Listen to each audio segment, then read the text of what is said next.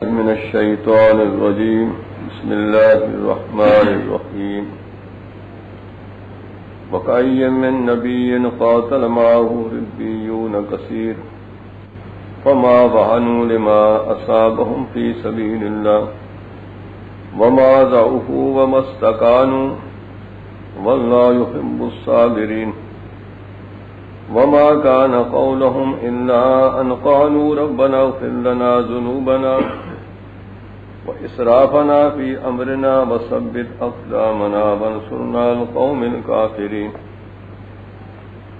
فآتاهم الله ثواب الدنيا وحسن ثواب الآخرة والله يحب المحسنين وكأي من نبي اور بہت سے نبی قاتل معه ربیون کثیر ان کے ساتھ ہو کر کے لڑے ہیں بہت سارے خدا والے بہت سارے رب والے فما وهنوا لما اصابهم في سبيل الله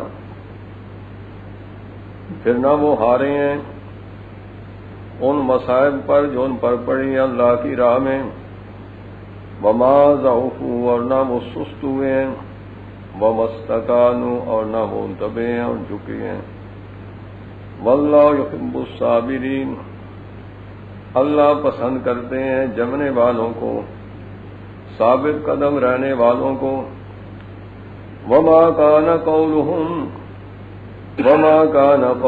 إِلَّا أَنْ قَالُوا اور نہیں تھا کہنا ان کا نہیں تھی بات ان کی مگر یہی کہ کہنے لگے ربنا اغفر لنا ذنوبنا اے ہمارے رب بخش دے تو ہمارے گناہوں کو واسرافنا فی امرنا اور ہماری کوتاہیوں کو اس کام میں وثبت اقدامنا اور ہمارے قدموں کو جما دے وانصرنا علی القوم الکافرین اور ہماری مدد فرما کافروں کی قوم کے مقابلہ میں فآتاہم اللہ ثواب الدنیا پھر دیا ان کو اللہ نے بدلہ دنیا کا وحسن ثواب الآخرہ اور بہت عمدہ بدلہ آخرت کا واللہ یحب المحسنین اللہ محبت کرتے ہیں اخلاص والوں سے سارے حضرات محبت سے دروشی پڑھ لیں اللهم صل على سيدنا محمد وعلى آل سيدنا محمد وبارك وسلم عليه محترم حضرات یہ آپ کے سامنے سورہ آل عمران کی چند آیتیں پڑھی ہیں یہ آیتیں اور اس سے پہلی آیتیں اور بعد کی آیتیں غزوہ احد کے بارے میں نازل ہوئی ہیں غزوہ احد کے حالات تو آپ علماء حضرات سے سنتے ہی رہتے ہیں نبی کریم صلی اللہ علیہ وسلم کے غزوات میں سے یہ دوسرا غزوہ ہے پہلا غزوہ بدر تھا اور دوسرا یہ احد تھا اور ان آیتوں میں اللہ پاک نے جہاد کی ترغیب بھی دی ہے ترغیب بھی دیتے ہیں اور غزوہ احد میں جن لوگوں نے کچھ بزدلی کا اظہار کیا اور ہمتیں ہار کر کے بیٹھنے کی کوشش کی ان کو اللہ پاک تنبیہ بھی فرماتے ہیں اور گویا کہ ان کو ملامت بھی کرتے ہیں کہ تمہاری شایان شان یہ نہیں یہ آیتیں اس لیے پڑھی ہیں کہ یہ محرم کا مہینہ ہے اس میں سیدنا عمر فاروق رضی اللہ تعالیٰ عنہ کی شہادت ہوئی ہے سیدنا حسین رضی اللہ تعالیٰ عنہ وہ بھی شہید ہوئے ہیں تو یہ مہینہ بھی ایسا ہے تو حاصل یہ ہے کہ یہ جہاد یہ کوئی نئی بات نہیں ہے یہ بھی اللہ پاک کا حکم ہے اور خدا کے نبی بھی جہاد کرتے رہے ہیں ان کے ساتھ بہت سارے خدا والے مل کر کے کفار مشرکین سے جہاد کرتے رہے ہیں تو یہ آیتیں غزوہ احد کے بارے میں نازل ہوئیں غزوہ احد میں عجیب گمسان کی جنگ ہوئی مارکا ہوا مشرکین مکہ اپنی پوری طاقت لے کر کے وہاں پہنچے. ان کی فوج کی تعداد بھی زیادہ تھی، اسلحہ بھی زیادہ تھا، ہر قسم کے ساز و سامان سے مسلح تھے. اور پھر یہ ہے کہ ان کے ساتھ کچھ عورتیں بھی گئی تھیں تاکہ نوجوان لوگوں کو غیرت دلائیں، تاکہ وہ جم کر کے مسلمانوں کے ساتھ لڑیں، بھاگنے سے بچیں. کچھ ایسی عورتیں بھی ان کے ساتھ مکہ سے گئی تھیں. اور ان کے لشکر کے سپہ سالار جو تھے وہ سیدنا ابو سفیان رضی اللہ تعالیٰ عنہ تھے. اس وقت وہ سیدنا نہیں بنے تھے، سیدنا رضی اللہ بنے تھے. اس وقت وہ مشرک تھے. فتح مکہ کے موقع پہ ان کو ایمان نصیب ہوا. ان کے بیٹے حضرت امیر معاویہ رضی اللہ تعالیٰ عنہ کو بھی اس وقت تک ایمان نہیں ملا تھا. یہ سن 7 ہجری میں وہ مسلمان ہوئے. تو اصل یہ ہے کہ اللہ نے ان کو بعد میں ایمان کی دولت سے نوازا تھا. اس وقت یہ مشرکین مکہ کی فوج کے سپہ سالار تھے. یہ پوری طاقت لے کر کے مدینہ منورہ پہ حملہ آور ہوئے تھے. بعد قصہ یہ لمبا ہے. انہوں نے وہاں جا کے احد میں ڈیرا لگایا تو آپ نے مشورہ لیا صحابہ سے. مشورے میں چند باتیں آئیں. آخر یہی طے ہوا کہ باہر جا کر کے ان سے مقابلہ اور جنگ کی جائے بجائے یہاں رہ کر دفاع کرنے کے. اس موقع پہ آپ نے عبداللہ ابن ابی سے مشورہ دیا تھا، اس کو بھی شریک مشورہ کیا. اس کی رائے یہ تھی کہ یہاں شہر میں رہ کر کے دفاع کیا جائے. اتفاق سے آپ کی رائے بھی یہ تھی، لیکن کچھ جو شیرے صحابہ جو بدر میں شریک نہیں ہو سکے تو بدریین کی فضائل سن سن کر کے ان کو بڑا جذبہ تھا، شوق شہادت تھا، اللہ کے راستے میں جہاد کرنے کا شوق تھا. ان کی رائے زیادہ یہ تھی کہ بھائی بجائے یہاں رہ کے دفاع کرنے کے باہر میدان میں جا کر کے ان کے ساتھ جنگ کی جائے. پھر آپ نے انہیں کی رائے کو اختیار کیا. تو اصل یہ ہے کہ جب آپ رخصت ہوئے تو اس وقت آپ کے ساتھ تقریباً 1000 آدمی تھے، جن میں عبداللہ بن ابی بھی تھا، اس کی پارٹی بھی تھی. عبداللہ بن ابی وہاں پہنچ کر کے عین موقع پہ وہ اپنے ساتھیوں کو لے کر کے وہاں سے الگ ہو گیا. نکل آیا، کہنے لگا کہ یہ تو جنگ نہیں ہے، یہ تو مروانے کے لیے ملا ہے. ہماری تعداد تھوڑی، ان کی تعداد بھی زیادہ ہے، ہمارے پاس اسلحہ بھی تھوڑا ہے، وہ ہر طرح سے مسلح ہے، کھانے پینے کا وافر سامان ہے. یہ ہمیں مروانے کے لیے یہاں لائے ہیں. چونکہ منافق آدمی ہوتے ہی ایسے ہیں کہ وہ عین موقع پہ دھوکہ دے جاتے ہیں. تو اب اتنی بڑی جماعت کا الگ ہو جانا، اس کا اثر تو پڑتا ہے بقیہ پر بھی. قرآن پاک میں دوسری جگہ میں ہے کہ یہ ان کا نکلنا ہے، اس کا اثر پڑا تھا 2 قبیلوں پر. قریب تھا کہ وہ بھی بزدلی دکھاتے. قرآن میں ہے ان تفشلا کہ وہ بھی بزدل بن جائیں. واللہ ولیہم، اللہ ان کے کارساز تھے، اللہ نے ان کی مدد فرمائی، ان کو جما دیا. واصل یہ ہے کہ وہ وقت بڑا خطرناک نازک تھا، وہ آسان نہیں تھا. مشرکین اپنی پوری طاقت لے کر کے مدینہ منورہ پہ حملہ آور ہوئے تھے. نبی کریم صلی اللہ علیہ وسلم نے غزوہ احد میں بنفس نفیس خود صفیں درست فرمائی تھیں. جنگ کا نقشہ آپ نے خود کھینچا تھا.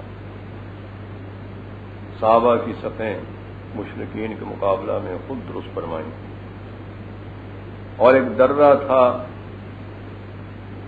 اس درے پہ آپ نے 50 آدمیوں کو مقرر کیا تھا. حضرت عبداللہ ابن جبیر رضی اللہ تعالیٰ عنہ کو ان کو امیر بنایا ان 50 آدمیوں پر، اور فرمایا کہ تم نے یہاں درے میں جم کر کے رہنا ہے، اس کی حفاظت کرنی ہے. آپ کو یہ خطرہ تھا تاکہ یہ پیچھے سے آ کر کے درے سے آ کر کے پیچھے سے آ کے مسلمانوں پہ حملہ نہ کر دیں.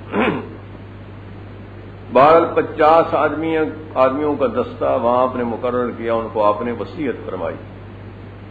حدیث پاک میں آتا ہے کہ آپ نے فرمایا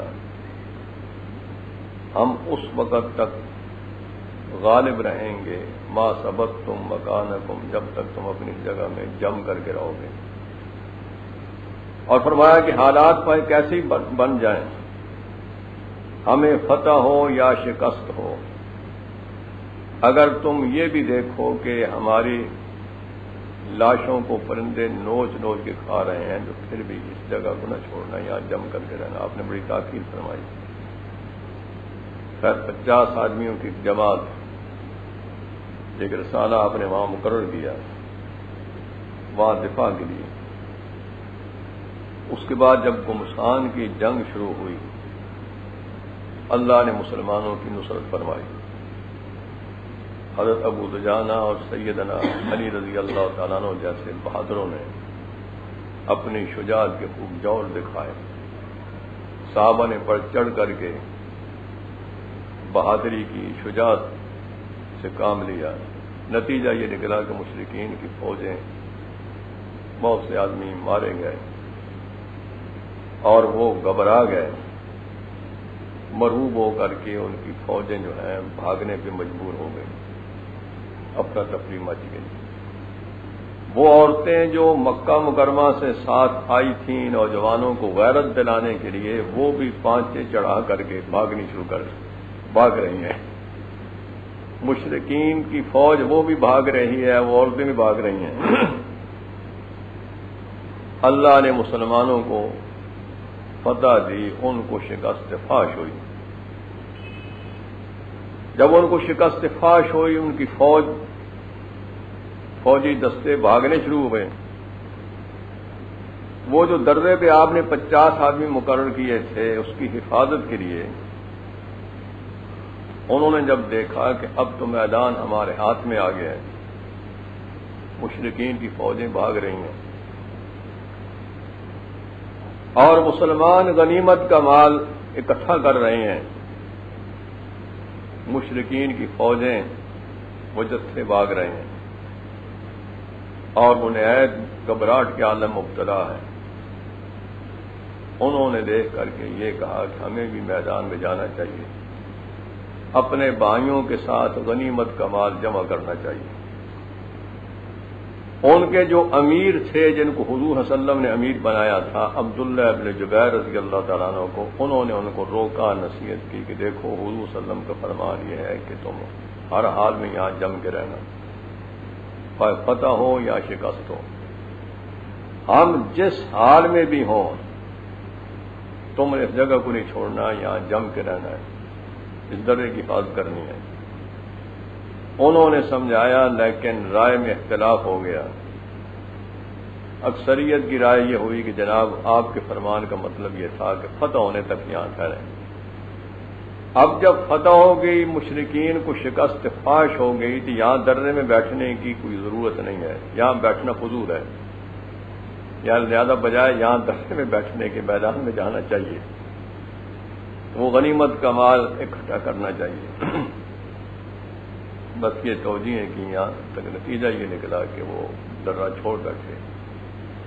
امیر کے ساتھ صرف 10 آدمی رہ گئے، اب 10-11 آدمی ہیں، باقی سارے میدان میں آ گئے، درہ چھوڑ بیٹھے۔ تو وہ مشرکین کی فوجیں جو بھاگ رہی ہیں، مشرکین کا جو سواروں کا دستہ تھا وہ 250 تقریباً سوار تھے، گھوڑ سوار۔ ان کے دستہ کے سپہ سالار خالد بن ولید تھے۔ حضرت خالد بن ولید رضی اللہ تعالیٰ اس وقت تک مسلمان نہیں ہوئے تھے، بعد میں اللہ نے ان کو توفیق دی ہے۔ مشرکین کے سواروں کی فوج کے وہ سپہ سالار تھے۔ انہوں نے دیکھا درہ خالی ہے، تو پیچھے عقب سے آ کر کے انہوں نے وہ 250 سواروں کی فوج لے کر کے پیچھے سے آ کر کے حملہ شروع کر دیا۔ اب مسلمانوں کی فوج لشکر کے پیچھے سے مطمئن تھے، انہیں پتہ نہیں تھا کہ پیچھے سے مشرکین کی فوج آ کر حملہ کرے گی۔ اب انہوں نے اچانک پیچھے سے آئے، درے میں صرف 10-11 آدمی تھے، انہوں نے بڑی جرأت کے ساتھ دفاع کیا، لیکن 10-11 آدمی 250 سواروں کا کیا مقابلہ کر سکتے ہیں؟ نتیجہ یہ نکلا وہ تو شہید ہو گئے۔ جب وہ شہید ہوئے تو پھر مشرکین نے مکہ کی وہ سواروں کی فوج جو تھی اس درے سے انہوں نے پیچھے سے عقب سے حملہ کر دیا مسلمانوں کی فوج پر، اور مسلمان بے خبر تھے، انہیں پیچھے کا پتہ نہیں تھا، کیونکہ رسول اللہ صلی اللہ علیہ وسلم نے 50 آدمیوں کو وہاں مقرر کر رکھا تھا۔ اس بے خبری کے عالم میں انہوں نے پیچھے سے حملہ کر دیا۔ آگے سے مشرکین کی فوج جو بھاگ رہی تھی وہ بھی واپس موڑ آئی، وہ بھاگنے والے بھی واپس موڑ آئے۔ اب صحابہ کرام درمیان میں آ گئے، درمیان کے اندر وہ گر گئے، محاصرہ میں آ گئے۔ نتیجہ یہ ہوا کہ بڑے گمسان کی جنگ ہوئی، وہ فتح جو تھی اس کو اللہ نے شکست سے بدل دیا، اور ایسے گمسان کی جنگ ہوئی، اس میں بہت سے صحابی شہید ہوئے، زخمی ہوئے، شہید ہوئے۔ رسول اللہ صلی اللہ علیہ وسلم کے ساتھ چند آدمی رہ گئے تھے، اور اس موقع میں ابن کمیہ ایک مشرک تھا، اس نے موقع سے فائدہ اٹھا کر کے جناب رسول اللہ صلی اللہ علیہ وسلم پر ایک بہت بڑا پتھر پھینکا۔ وہ پتھر آپ کو لگا جس سے آپ کے دندان مبارک بھی شہید ہوئے، اور وہ جو زریں آپ نے خول پہنا ہوا تھا اس کی کڑیاں آپ کے رخسار مبارک میں وہ بھی گھس گئی، اور آپ گر گئے۔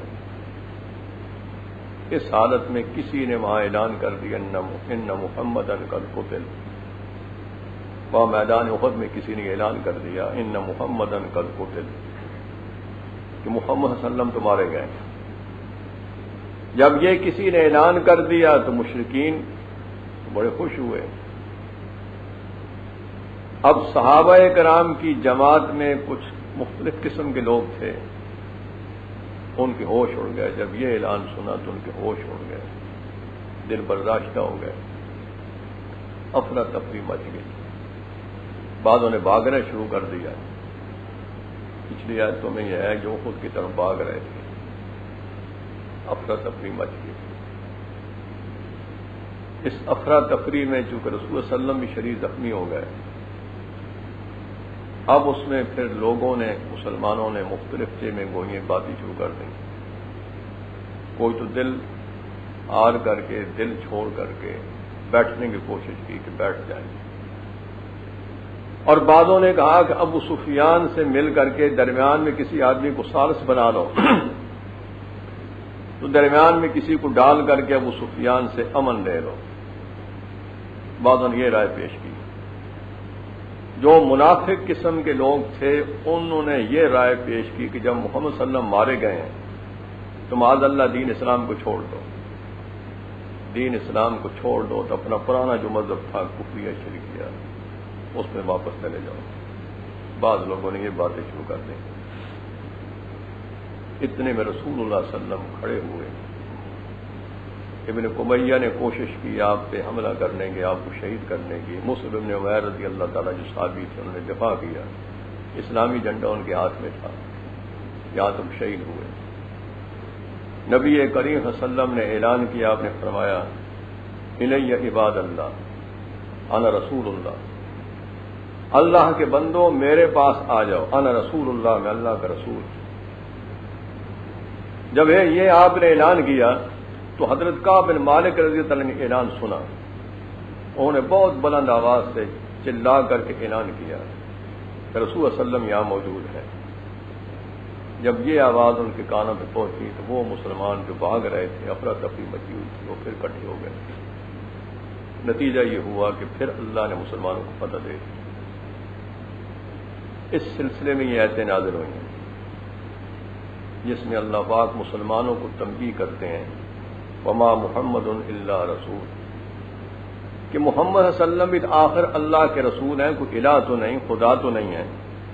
موت تو آپ پر بھی آئے گی، موت سے تو کوئی آدمی نہیں بچ سکتا۔ قد خلت من قبل الرسل، آپ سے پہلے بہت رسول دنیا سے تشریف لے جا چکے ہیں، گزر چکے ہیں۔ افہمات، اگر آپ فوت ہو جائیں، او قتلا یا قتل کر دیے جائیں، شہید کر دیے جائیں، انقلبتم علی اعقابکم، کیا تم اپنی ایڑیوں پہ پھر جاؤ گے، الٹے پاؤں اسلام سے پھر جاؤ گے؟ یا اسلام کی خدمت سے چھوڑ پھر جاؤ گے؟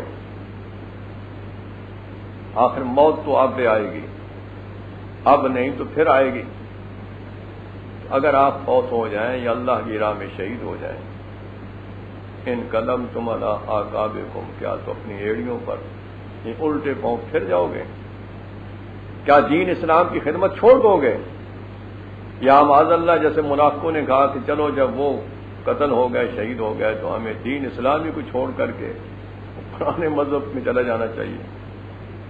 تو فرمایا وَمَن يَنقَلِبْ عَلَىٰ عَقِبَيْهِ فَلَن يَضُرَّ اللَّهَ شَيْئًا۔ جو آدمی الٹے پاؤں دین اسلام سے پھرے گا تو اللہ فرماتے ہیں کہ وہ اللہ کا کچھ نہیں بگاڑ سکتا، نہ اللہ کا بگاڑ سکتا ہے، نہ خدا کے دین کا بگاڑ سکتا ہے۔ اللہ کا دین کسی کا محتاج نہیں۔ اور فرمایا سید اللہ الشاکرین، جو لوگ شکر گزار ہیں، قدردان ہیں کہ پیغمبر صلی اللہ علیہ وسلم دنیا پہ رہیں یا نہ رہیں، جو لوگ دین پہ جم کر کے رہیں گے، دین کی خدمت کرتے رہیں گے، اللہ کے رسول صلی اللہ علیہ وسلم ہمیں دین دے کر کے گئے اور اس کی خدمت ہمارے ذمے ہے۔ جیسے یہ سمجھایا کہ پہلے بھی رسول دنیا سے چلے گئے، لیکن کیا ان کے جانے کے ساتھ ان کے لایا ہوا دین ختم ہو گیا تھا؟ کیا رسولوں کے متبعین نے پھر دین کی خدمت چھوڑ دی تھی؟ ان رسولوں کے خدام نے اللہ کے راستے میں جہاد کرنے چھوڑ دیے تھے؟ پھر آخر رسولوں نے دنیا سے تو جانا ہی تھا نا، تو پہلے رسول بھی دنیا سے گزر چکے ہیں، چلے گئے ہیں۔ ان کے جو سچے غلام تھے، تابعدار تھے، متبعین تھے، تو کیا انہوں نے دین کی خدمت چھوڑ دی تھی؟ یا معاذ اللہ انہوں نے نبیوں کو لایا ہوا دین چھوڑ کر کے پھر کفر اختیار کے جسے منافق کہتے ہیں؟ جب پہلے نبیوں کے تابعداروں نے نبیوں کے تشریف لے جانے کے بعد جم کے رہے، ان کے لائے ہوئے دین کی خدمت کی، اس کو پھیلایا، گمراہ بندوں کو خدا کے ساتھ جوڑا، ان کی ہدایت کا ذریعہ بنے، تو تم تو خیر الامم ہو، بہترین امت ہو۔ ایسی باتیں کرنا کیا تمہارے ساتھ یہ مناسب ہے؟ یہ زیب دیتی ہیں؟ وہ کہ اللہ پاک ان کو تنبیہ کر رہے ہیں۔ تو یہ سمجھا دیا کہ اگر خدا نہ خواستہ کوئی شخص دین اسلامی کو چھوڑ دے تو اللہ کا کچھ نہیں بگاڑ، دین میں کچھ نہیں بگڑے گا۔ علماء فرماتے ہیں اس میں یہ اشارہ کر دیا کہ حضور صلی اللہ علیہ وسلم کی وفات پر کچھ لوگ مرتد ہو جائیں گے، چنانچہ ایسے ہی ہوا۔ جب حضور صلی اللہ علیہ وسلم کی وفات ہوئی تو پھر کئی لوگ مرتد ہوئے تھے۔ کوئی تو کہنے لگے، مدعیان نبوت کھڑے ہو گئے کہ جو نبوت کا دعویٰ کیا وہ ان کے ساتھ مل گئے، اس طرح مرتد ہوئے۔ کوئی لوگ زکوٰۃ کی فرضیت کا انکار کر کے اس طرح مرتد ہوئے۔ غالباً سوائے قبیلہ قریش کے باقی تقریباً قبائل اسلام سے نکل گئے، لیکن سیدنا ابوبکر صدیق رضی اللہ تعالیٰ عنہ کی ہمت حوصلہ تھا، انہوں نے اثر نو ان مرتدوں کو اسلام میں داخل کیا۔ یہ سارے مرتد پھر ان کے ہاتھ پہ دوبارہ مسلمان ہوئے اور فرمایا میں سب سے جہاد کروں گا۔ مدعیان نبوت جو تھے، جنہوں نے نبوت کا دعویٰ کر کے لوگ گمراہ، ان کے ساتھ جہاد کیا انہوں نے، اور مسلمہ کذاب کے ساتھ بڑے گمسان کی جنگ ہوئی۔ وہ خود بھی مارا گیا، واسر جہنم ہوا، اس کے ماننے والے بھی دوزخ میں گئے۔ بہت سے اس کے ماننے والوں نے اثر نو ایمان قبول کیا۔ ابوبکر صدیق اطلاعات پر دوبارہ ایمان قبول کیا۔ سیدنا ابوبکر صدیق رضی اللہ تعالیٰ عنہ نے بڑی جرأت کے ساتھ دین اسلام کی خدمت کی، صحابہ نے ساتھ دیا، حجاز میں دین پھر پھیلا اور دنیا میں دین پھیلا ان کی ہمت سے۔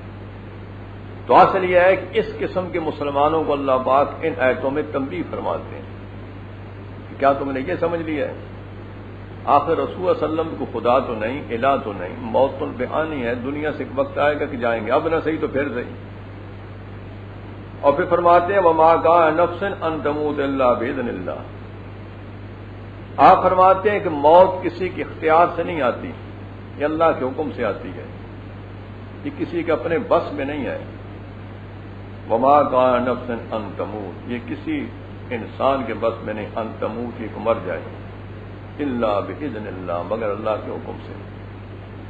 کتاب مؤجلہ، ہر آدمی کی موت کا وقت لکھا جا چکا ہے، اللہ کے موت کا وقت لکھا جا چکا ہے کہ موت کب آئے گی، کہاں آئے گی، کس حال میں آئے گی، یہ لکھا جا چکا ہے۔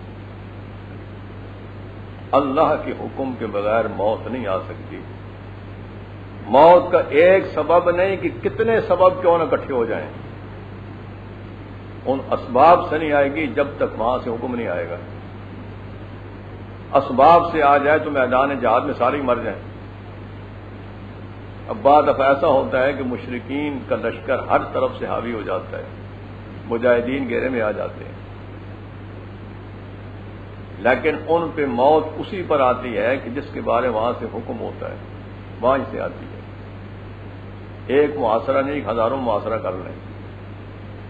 تو اصل یہ ہے کہ اللہ یہ سمجھا رہے ہیں کہ موت کسی کے اپنے اختیار میں نہیں ہے، اللہ کے حکم کے بغیر موت کسی کی نہیں آ سکتی، اور موت کے اسباب کتنی جمع ہو جائیں،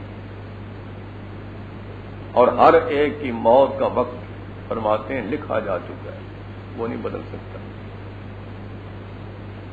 جب چاہیں گے موت بھیجیں گے، وہ چاہیں اگر تو گھر میں بیٹھے بیٹھے لیٹے لیٹے بھی موت بھیج سکتے ہیں، بغیر کسی بیماری کے بھیج سکتے ہیں، اور چاہیں تو بیمار بنا کے بھیج دیں، یہ اللہ کے اختیار میں ہے۔ یہ بزدلوں کو سمجھایا کہ میدان جہاد میں جانا یہ کوئی موت کی نشانی نہیں کہ مر جاؤ گے، مرو گے اللہ کے حکم سے، اللہ کے بغیر کوئی آدمی نہیں جا سکتا۔ اور پھر فرمایا وَمَن يُرِدْ ثواب الدنیا، اللہ کے راستے میں جہاد کرنے کا مقصد کیا ہے؟ وہ ہے کہ ان لوگوں کو تنبیہ فرماتے ہیں کہ جو غنیمت کا مال اکٹھا کرنے کے لیے درے کو چھوڑ بیٹھے تھے، کیونکہ وہ حضرات ان میں جو صحابی رسول اللہ علیہ وسلم تھے وہ بڑی شان والے تھے، اور جو آدمی بڑے اونچے مرتبے کا ہو تو اس کی چھوٹی سی لغزش بھی بڑی ہوتی ہے، معمولی نہیں ہوتی۔ جو آدمی بڑے وفادار ہوں نا اپنے، جو آدمی کسی بزرگ کے بڑے وفادار ہوں، جو شاگرد استاد کا زیادہ وفادار ہو، اس کی تھوڑی سی بھی مطلب غلطی بڑی سمجھ جاتی ہے، بھئی آپ جیسے وفاداروں کے ساتھ مناسب ہی نہیں ہے۔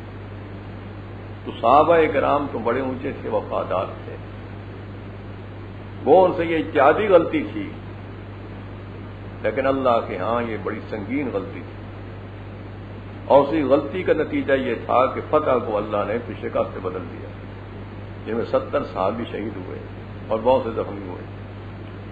اللہ فرماتے ہیں وَمَن يُرِدْ ثواب الدنیا، جو آدمی دنیا کا معاوضہ چاہتا ہے نُؤْتِهِ مِنْهَا، ہم اس کو دنیا میں سے دے دیتے ہیں، جس کو چاہتے ہیں دیتے ہیں۔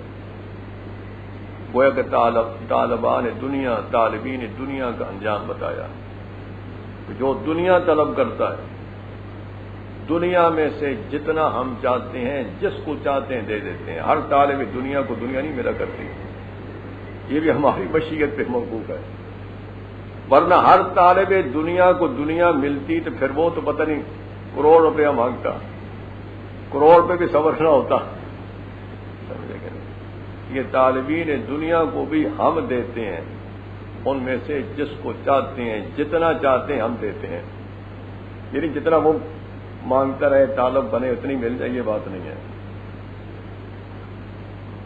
وَمَن يُرِدْ ثَوَابَ الْآخِرَةِ نُؤْتِهِ مِنْهَا، اور جو آدمی آخرت کا معاوضہ چاہتا ہے کہ ہمیں تو بھائی آخرت چاہیے، اللہ کے راستے میں جہاد کرنے کا مقصد یہ ہے کہ خدا راضی ہو جائے، کفر اور شرک کی طاقتیں ٹوٹ جائیں، دنیا میں اسلام اللہ کے احکام جاری ہو جائیں، اور خدا کے بندے اطمینان سے عبادت کر سکیں، اللہ کے گھر بھی محفوظ رہیں، مسلمانوں کی جان مال عزت آبرو محفوظ ہو جائے، اور خدا کے احکام کا رواج ہو جائے، اللہ کے احکام جاری ہو جائیں۔ جہاد کا مقصد صرف نہیں ہے، مال خون ریزی جہاد کا مقصد نہیں ہے۔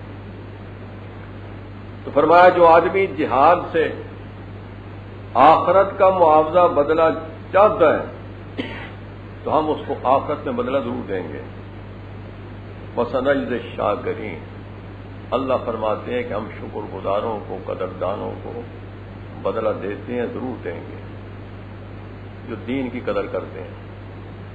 شاہ صاحب فرماتے ہیں جو آدمی دین پہ جمتا ہے، دین اسلام پہ جمتا ہے، اللہ اس کو دین بھی دیتے ہیں اور دنیا خود آ جاتی ہے، دنیا بھی دے دیتے ہیں۔ دنیا کی حقیقت ہے کیا؟ تو حضرت شاہ صاحب فرماتے ہیں جو آدمی دین پہ جم جاتا ہے، بھئی ہم نے اللہ کے حکموں پہ عمل کرنا ہے، خواہ دنیا کچھ بھی کہتی رہے، ہمارا دنیا سے کیا تعلق، کیا واسطہ، ہمارا تعلق اپنے رب سے ہے، اور جناب محمد الرسول صلی اللہ علیہ وسلم کی ذات اقدس سے ہمارا تعلق ہے، جن کے ہم امتی ہیں۔ ہم ان کی سنت کے مطابق اللہ کے حکم پہ عمل کر کے دکھائیں گے، جم کے رہیں گے۔ تو جو آدمی فتنے کے دور میں اللہ کے حکم پہ عمل کرتا ہے، خدا کو دیکھ کر کے، حضور صلی اللہ علیہ وسلم کی سنت کے مطابق، اس نے گویا کہ اللہ کے دین کی قدر کی کہ نہ کی؟ اللہ فرماتے ہیں کہ سنجد الشاکرین، ہم تو قدر دانوں کو بدلہ ضرور ہی دیں گے میاں، وہ آخرت کا بدلہ تو خود ملے گا، لیکن دنیا میں فرماتے ہیں دنیا میں بدلہ دیں گے۔ جب دین پہ جمو گے تمہاری زندگی میں دین آئے گا، تمہارے گھروں میں دین آئے گا، اور تمہارے محلوں شہروں میں دین آئے گا، اور دنیا بھی دے دیں گے، دنیا بھی آ جائے گی۔ دین آئے گا تو دنیا بھی آ جائے گی، دین نہیں رہے گا تو دنیا بھی جائے گی۔ اب رہا یہ مسئلہ کہ لوگ کہتے ہیں جناب کفار مشرکین کافر ہیں، مشرک ہیں، باغی ہیں، ان کے پاس بڑی دولت، انہیں اللہ دولت بھی دے دیتے ہیں، حکومتیں بھی ہیں، سب کچھ ہے، فراوانی ہے، مسلمان بیچارے ٹھوکریں کھا رہے ہیں۔ اصل بات یہ ہے کہ کفار کے لیے صرف دنیا ہی آخرت نہیں ہے۔ کفار کے لیے جو کچھ ہے، جو کچھ اللہ نے دینا ہے وہ دنیا ہی میں دینا ہے۔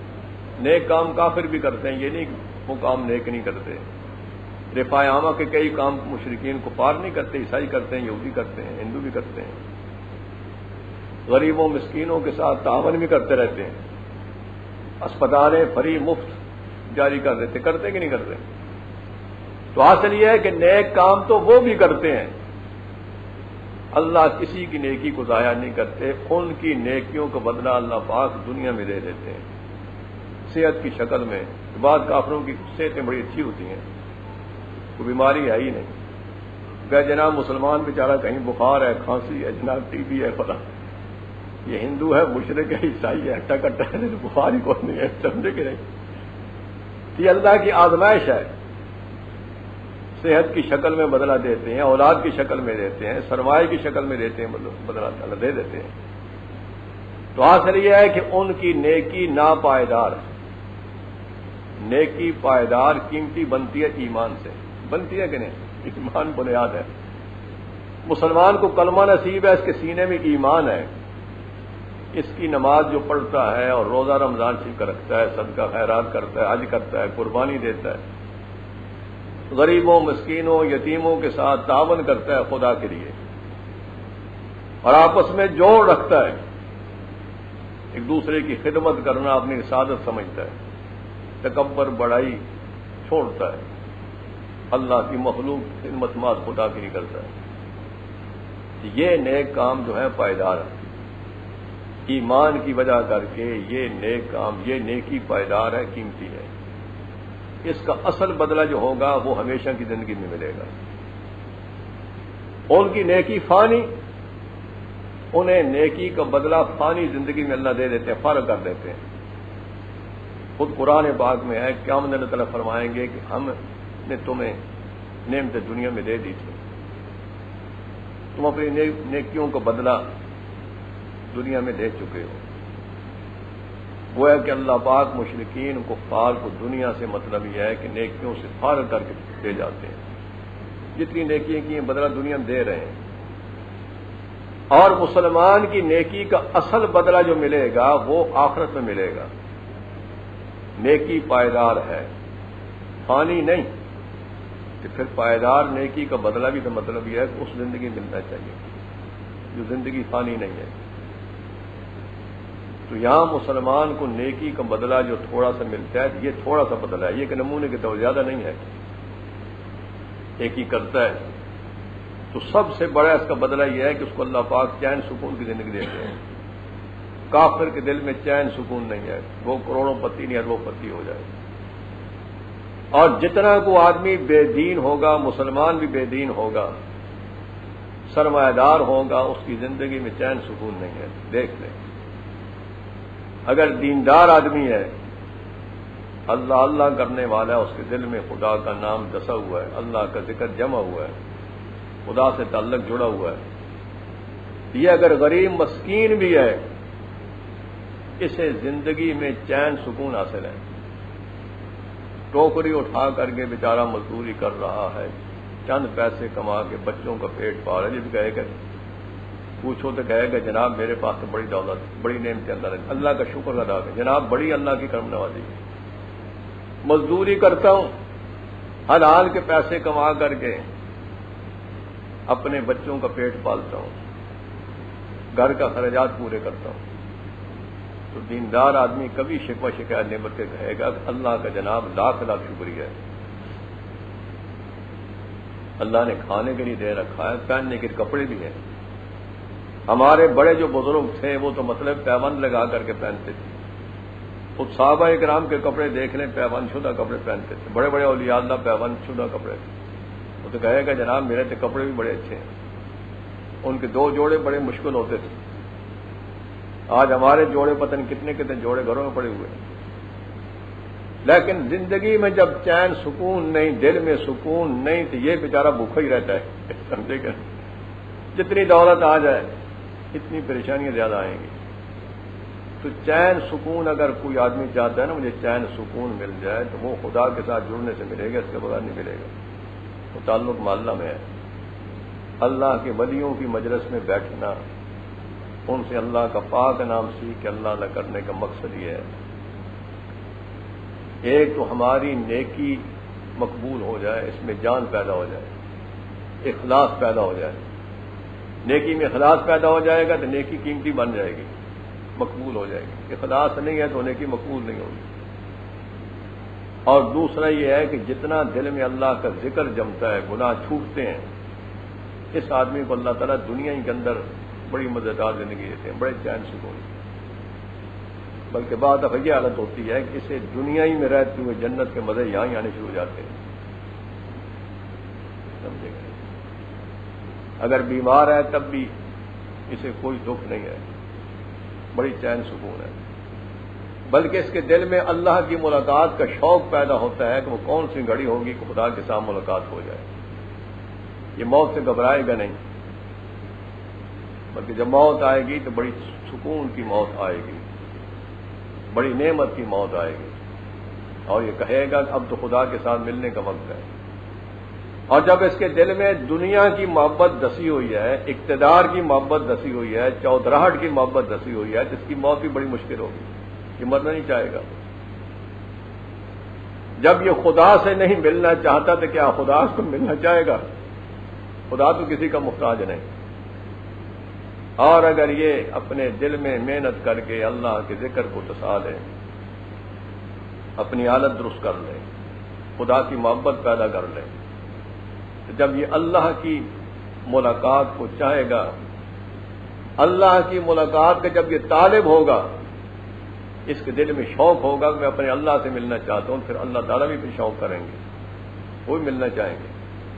آپ کا کوئی یار اگر ہو تو وہ آپ سے ملنا چاہتا ہے، محبت کرتا ہے، تو پھر آپ کے دل میں محبت ہوگی بھی نہ ملے. اگر وہ نہیں ملنا چاہتا پھر تو حاصل یہ ہے کہ یہ تعلق معلّہ سے انسان کو چین سکون حاصل ہوتا ہے، اس کے بغیر پیسوں سے نہیں حاصل ہو، اقتدار سے نہیں ہے. اگر تجربہ کرنا ہے تو بے شک اس وقت جو لوگ برسر اقتدار ہیں، وزیر ہیں، گورنر ہیں، صدر صاحب ہیں، جا کے بے شک پوچھ لیں، بیچارے پریشان ہیں، کوٹھیوں میں رہتے ہیں، لیکن ہر وقت خطرہ ہے کہ معلوم نہیں کیا ہو جائے، کہیں سے بم نہ آ جائے. سمجھے گئے؟ آپ لوگوں کو کیا خطرہ ہے؟ کیا خطرہ ہے؟ اگر کوئی بم مارے گا تو مارنے دیں بھائی. کوئی بیچارہ قرآن پڑھ رہا ہے، کوئی سبق یاد کر رہا ہے، کوئی نماز کی حالت میں ہے، کوئی اللہ کا نام لے رہا ہے، وہ خدا سے فریادیں کر رہا ہے، سال میں موت آ گئی تو اس سے بڑی اور موت ہوگی کیا؟ دینی مدرسوں میں میزال مارنے والے وہ مدرسوں کا کچھ نہیں بگاڑ سکتے. اپنی آخرت تباہ کر رہے ہیں۔ ان بچوں، ان علماء اور حفاظ قراء کو مارنے میں تمہیں کیا ملے گا؟ ملے گا کیا ملے گا؟ یہ تو وہی ہے فزت برب الکعبہ، کعبہ کے رب کی قسم ہے ہم تو کامیاب ہو گئے۔ پر دنیا سے تو جانا ہی تھا نا، کہ دین پڑھتے پڑھتے چلے گئے، سیکھتے سیکھتے چلے گئے، پر کسی نے میزائل پھینکا کہ جیسے ہو گیا، اس سے بڑی موت کیا ہو سکتی ہے؟ اور ویسے نہیں کہہ رہا، بلکہ حضور صلی اللہ علیہ وسلم نے فرمایا، مشکات شریف میں حدیث موجود ہے، آپ فرماتے ہیں من جاء الموت ویطلب العلم، جس آدمی کی موت اس حال میں آ جائے کہ وہ شریعت کا علم سیکھ رہا تھا، دین پڑھ رہا تھا، دین سیکھتے سیکھتے، آپ سارے طالب ہیں، جس کو نماز کا سبق نہیں آتا، نماز کا سبق سیکھ رہے ہیں، قاری صاحب سے سیکھیں، نماز کا سبق سیکھ لیں، ناظرہ نہیں آتا، ناظرہ پڑھنا چاہیے، ناظرہ پڑھنے والے بھی طالب ہیں، شہری بھی طالب بن سکتے ہیں، محلے والے بھی بن سکتے ہیں، باہر والے بن سکتے ہیں۔ جو بھی قرآن سیکھنا شروع کر دے، کلمہ صحیح نہیں، کلمہ درست کر لیں تو یہ طالب ہے کہ نہیں ہے؟ نماز صحیح نہیں، نماز صحیح کرنا سیکھنا شروع کر دیں، آپ بھی طالب ہیں۔ وضو کا طریقہ صحیح نہیں آتا، سنت کے مطابق کسی طالب علم مولوی سے وضو کا طریقہ سیکھنے تو آپ بھی طالب ہیں۔ غسل کا مسنون طریقہ نہیں آتا کہ غسل کیسے کرنا ہے، کئی نوجوان لڑکے لڑکیوں بیچاروں کو پتہ ہی نہیں غسل کیسے کرنا ہے۔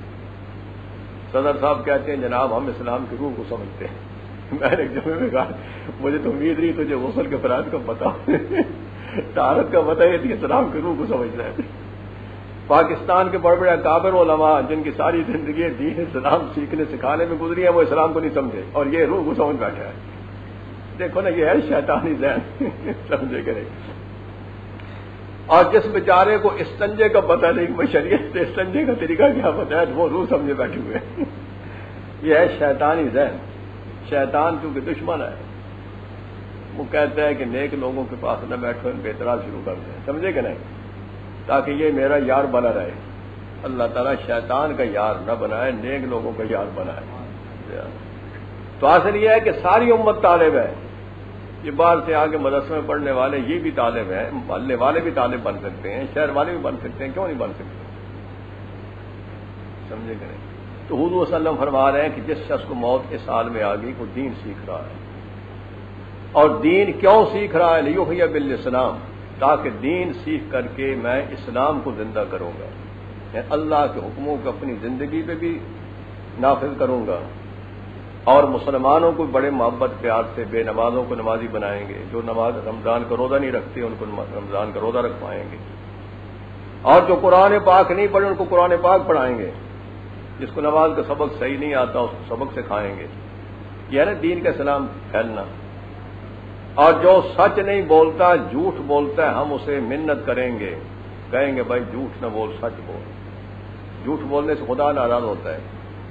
جو لوگوں کی غیبتیں کرتا ہے، نکمے بہتان باندھتا ہے، اس کی منت کریں گے بھائی کسی بھی بہتان نہ باندھیں، چھوڑ لوگوں کو غیبت کرنا، اپنی فکر کریں، سمجھے کہ نہیں؟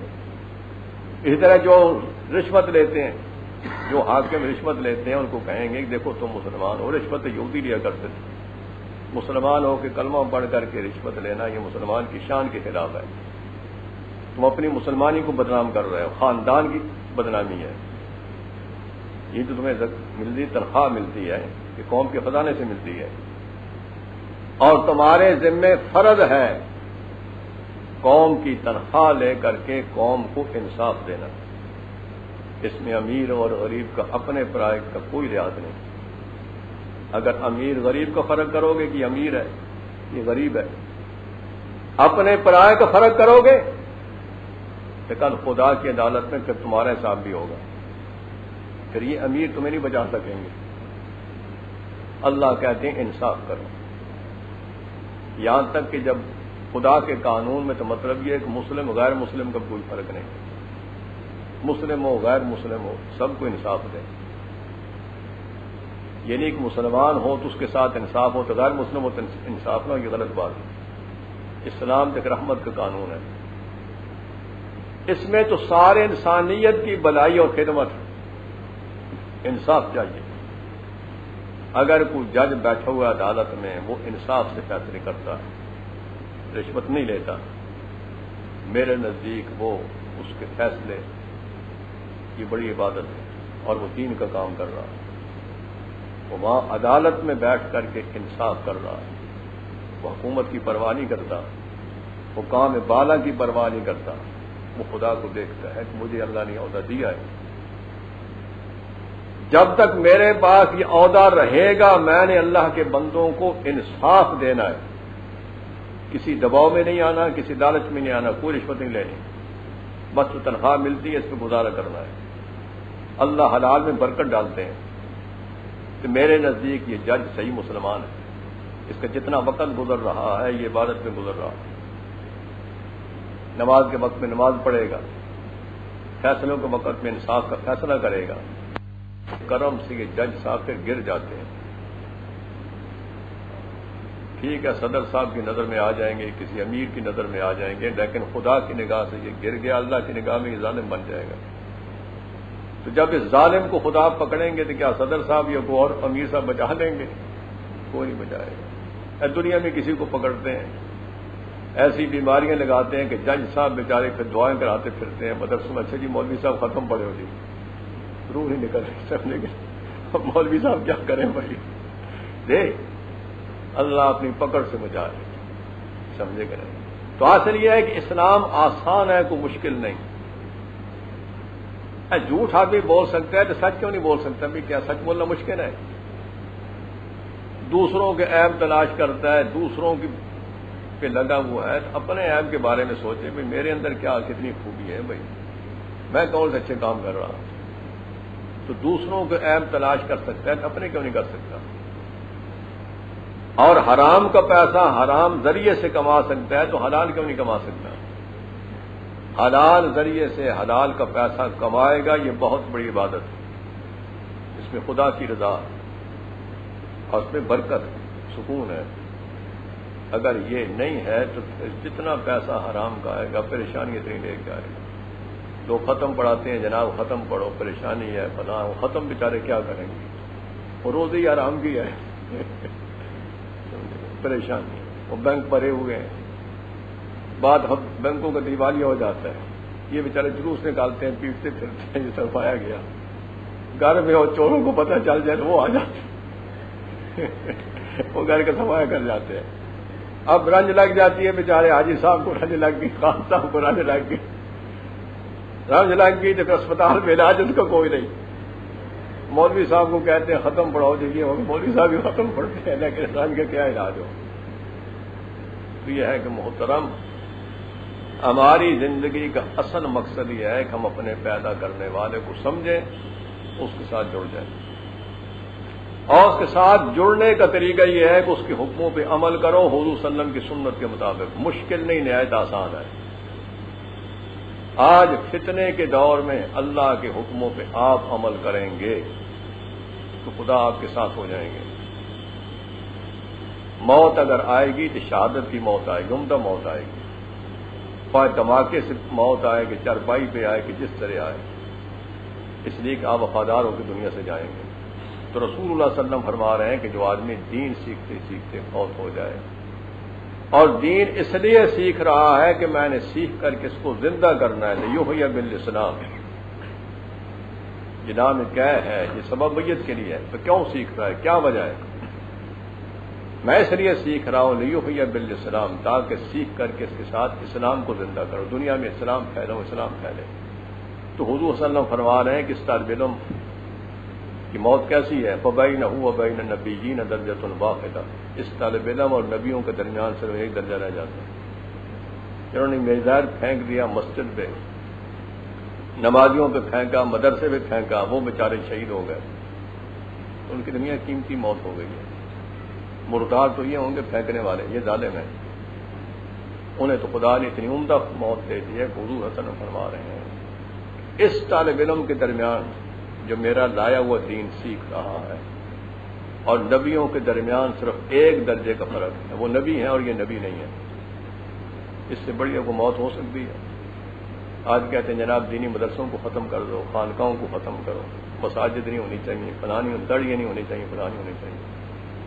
مسلمان کو چاہیے کہ ڈٹ کے داڑھی رکھے، یہ عبادت ہے، سارے نبیوں کی سنت بلکہ واجب ہے، حضور صلی اللہ علیہ وسلم کی سنت، ڈٹ کے رکھے، بجائے کوٹ پتلون پہن کر کے ان کا لباس پہننے کے بجائے مسلمانوں کا لباس پہنے اور ڈٹ کے مسلمان بن کے رہے کہ آپ جب جم کے مسلمان رہیں گے تو یہ ان پر ایک ایٹم بم سمجھے.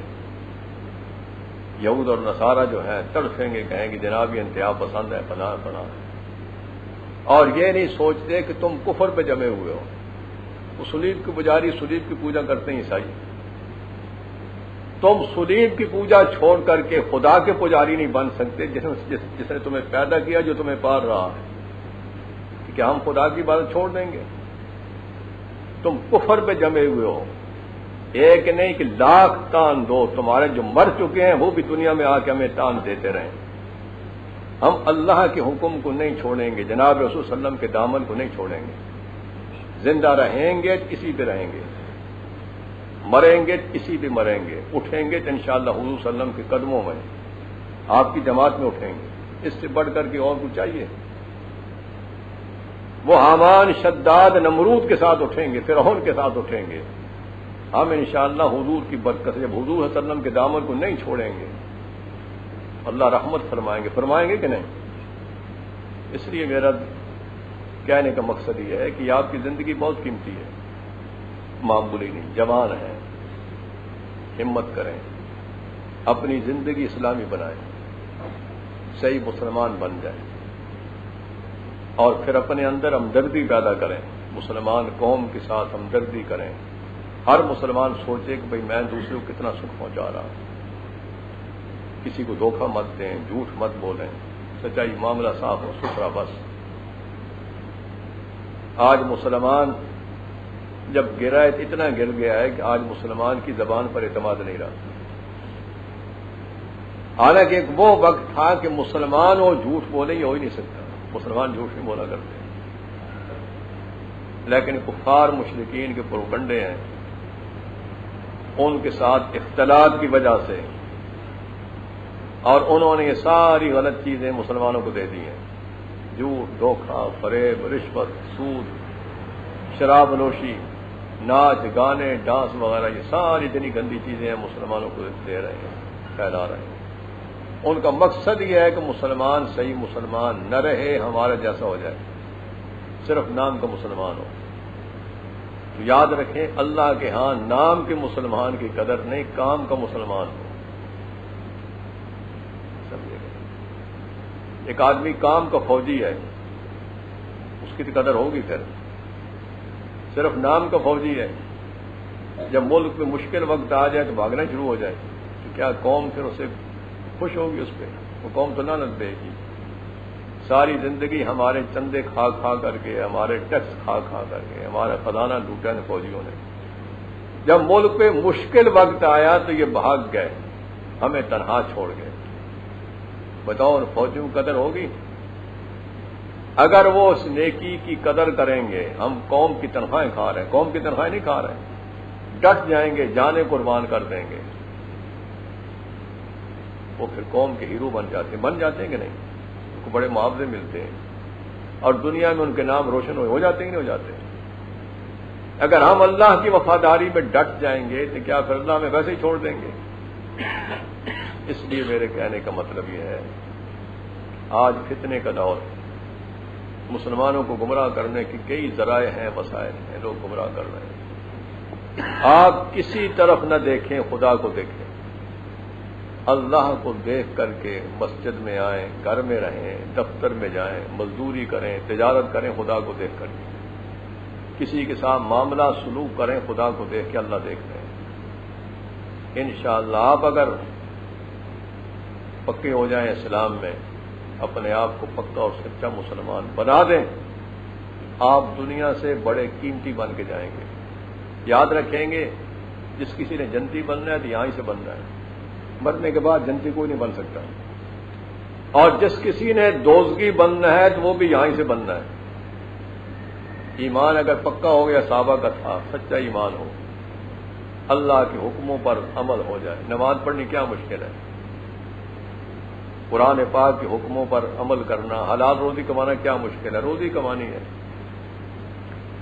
یہ ساری چیزیں آسان ہیں, کوئی مشکل نہیں ہے. شریعت کے مطابق شادی کرنی کیا مشکل ہے؟ آج شریعت کے مطابق شادیاں چھوڑی تو آج شادیاں بہت مشکل ہو گئی. غریب آدمی بیچارہ شادی نہیں کر سکتا. لوگ کہتے ہیں بڑے لمبے چوڑے جہیز ہوں. یہ نہیں سوچتے کہ حضور صلی اللہ علیہ وسلم نے کتنے لمبے چوڑے جہیز لیے تھے. آپ نے صاحبزادیاں 4 صاحبزادیاں تھیں، چاروں کی شادی کر دی ہے. کتنے بڑے جہیز دیے تھے، کتنے تھا، کیا تھا. یہ ساری کفار کی رسومات آج مسلمانوں کے اندر دس چکی ہیں، جس کا نتیجہ یہ ہے کہ آج امیر بھی پریشان ہے، غریب بھی پریشان ہے. امیر آدمی بیٹی کی شادی کرے گا، بہت لمبا چوڑا جہیز دے گا، لیکن آگے آبادی اللہ کے اختیار میں ہے. خدا آباد نہ کرنا چاہے جہیز کو کیا چاٹے گا؟ اگر خدا کے بھروسے پہ سنت کے مطابق سادگی میں شادی ہو جائے، جو اللہ زندگی دے گا وہ جہیز بھی دیتا رہے گا، نہ دے گا. آپ کی دی ہوئی 2 چارپائیاں اگر ٹوٹ گئی تو کیا تیسری خدا نہیں دے گا؟ آپ کے دیے ہوئے اگر چند جوڑے کپڑوں کے ختم ہو گئے تو کوئی اللہ اور نہیں دے گا، اور بستر خدا نہیں دے گا. تو یہ ہے کہ آج رسومات ہماری زندگی میں اتنے دس چکے ہیں کہ آج مسلمان کے لیے جینا بھی مشکل ہو گیا اور مرنا بھی مشکل ہو گیا. حالانکہ شریعت میں سب چیزیں آسان ہیں. مرنے پہ بھی لوگ بڑے لمبے چوڑے ہیں. مر جائے تو آج کل لوگوں نے کل شروع کر دیا، سمجھے گا. وہ کل پہ دعوت دے کے لوگوں کو بلاتے ہیں، وہ 1000 روپیہ کل پہ خرچ ہوتا ہے، سمجھے گا. پتہ کتنی دیکھتے کے پکتے ہیں. اور اس کل کا یاد رکھیں، میت کو کوئی فائدہ نہیں. بس یہ ہلوائی لوگ